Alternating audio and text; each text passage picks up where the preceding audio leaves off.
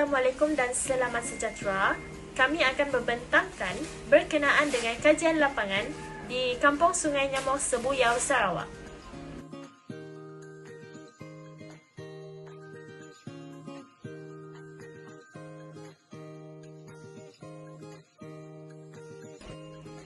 Kampung Sungai Nyamok dibina pada tahun 2004 dan kebanyakan penduduk Kampung Sungai Nyamok beragama Kristian dan Bahai. Mereka mempunyai pantang larang yang tersendiri. Tuai rumah Kampung Sungai Nyamok adalah James Jimbat anak Kuyong. Dan Kampung Sungai Nyamok diberi nama Sungai Nyamok kerana nenek moyang mereka mengatakan jumlah nyamuk di Kampung Sungai Nyamok lebih banyak berbanding kampung yang lain di daerah Sebuyau.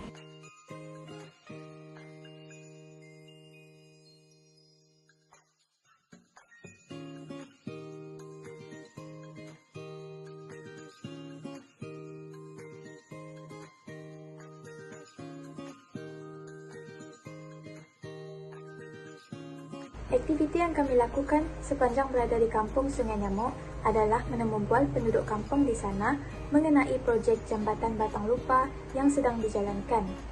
Hal ini bagi mengetahui persepsi atau pendapat mereka terhadap projek tersebut sama ada positif atau negatif. Kami juga telah menjayakan projek sulam bersama dengan penduduk kampung di sana.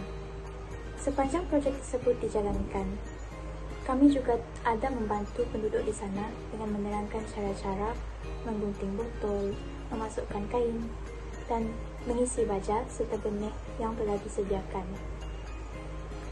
Setelah selesai projek sulam, kami mengadakan sesi bergambar bersama dengan penduduk kampung di sana. Kami membantu mereka untuk mengisi borang sebelum dan selepas projek sulam dijalankan. Hal ini bagi memperoleh pandangan mereka mengenai projek sulam yang dijalankan. Kami membantu mereka. Maka perasaan ketika pertama kali mendengar tentang kerja lapangan ini rasa kebingungan kerana saya perlu melangkah keluar dari zona keselesaan dan banyak perkara yang tidak diketahui dan ketidakpastian semasa kerja lapangan yang mungkin terjadi secara langsung akan membawa kepada rasa kebingungan. Tapi kami ini sudah buat persediaan untuk menerima cabaran yang dihadapi, dan kedua ialah rasa ingin tahu tentang komuniti budaya dan landscape kawasan kajian lapangan. Jangkaan untuk berhubung dengan orang ramai, belajar dari pengalaman mereka, mendapatkan pandangan yang konteks yang tidak dapat memberikan. Kedua ialah rasa ingin tahu tentang komuniti budaya dan landscape kawasan kajian lapangan, dan jangkaan untuk berhubung dengan orang ramai, belajar dari pengalaman mereka, dan mendapatkan pandangan yang konteks yang tidak dapat memberikan. Orang yang mungkin saya akan menghadapi semasa kajian lapangan ialah mendekatkan diri dengan penduduk setempat yang berlainan bangsa dan agama, mungkin menimbulkan cabaran seperti perbezaan budaya dan halangan bahasa. Saya berkata demikian kerana saya kekurangan pemahaman tentang adab tempatan, dan ini akan menyebabkan kesusahan dalam pembinaan kepercayaan antara sesama lain, terutamanya dalam sisi terbuat, dan kekurangan kefasilan dalam bahasa tempatan, iaitu bahasa iban, juga menyebabkan komunikasi tidak berkesan mungkin berlaku. Kedua ialah pengumpulan data, sebab saya bercakap demikian kerana mengumpul data yang tepat dan komprehensif mungkin mencabar kerana faktor seperti sumber yang terhad dan kengkangan masa yang dihadapi. Cabaran yang ketiga ialah pelibatan komuniti. Berkata pelibatan komuniti mungkin mencabar kerana kesukaran untuk mendapat sokongan dari penduduk kampung seperti mendapat kepercayaan dan penyertaan aktif dalam projek yang dilaksanakan kerana keraguan terhadap orang luar. Oleh itu, membina hubungan yang kokoh dengan penduduk kampung adalah kunci utama untuk menjayakan projek kami.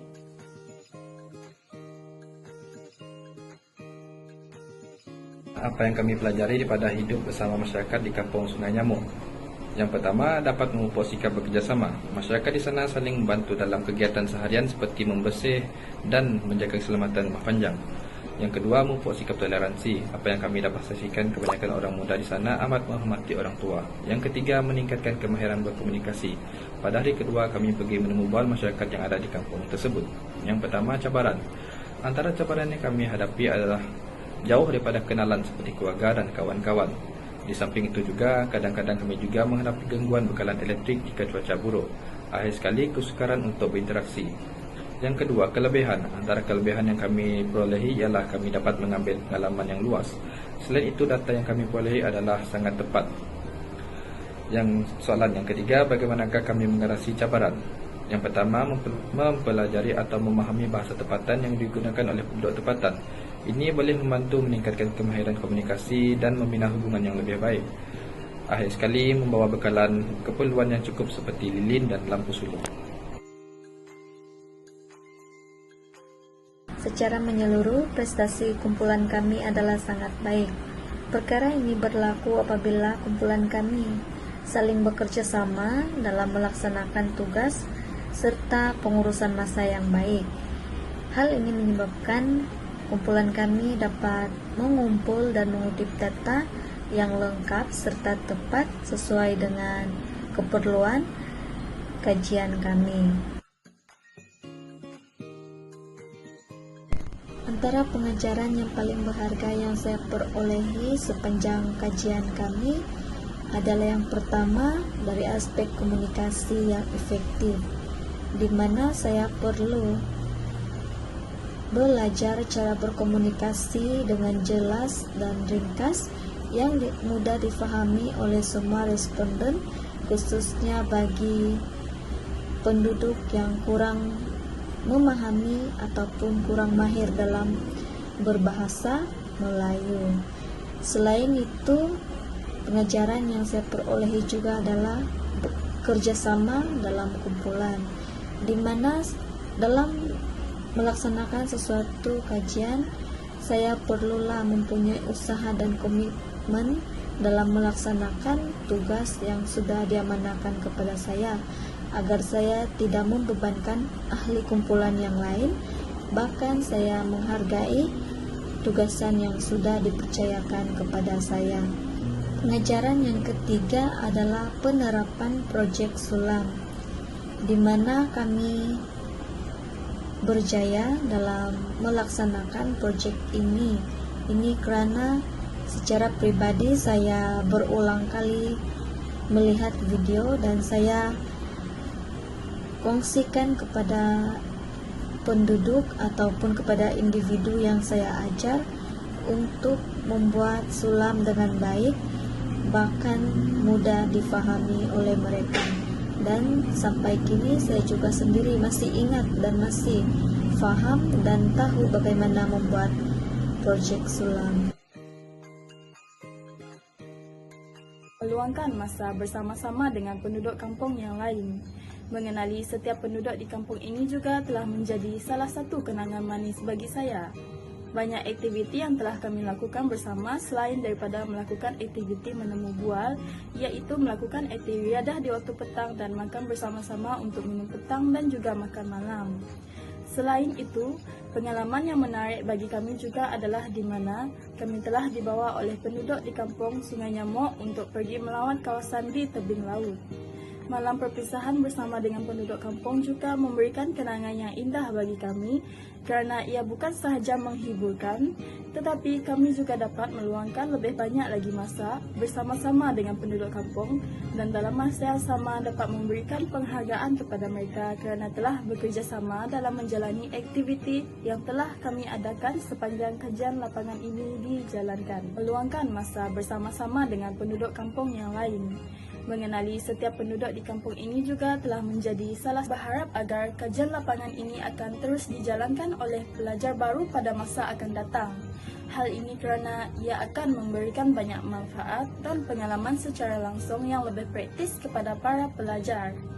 Ia juga dapat membantu pelajar untuk menerap dan mengembangkan pengetahuan yang mereka pelajari di dalam kelas ke situasi yang sebenar dan juga nyata.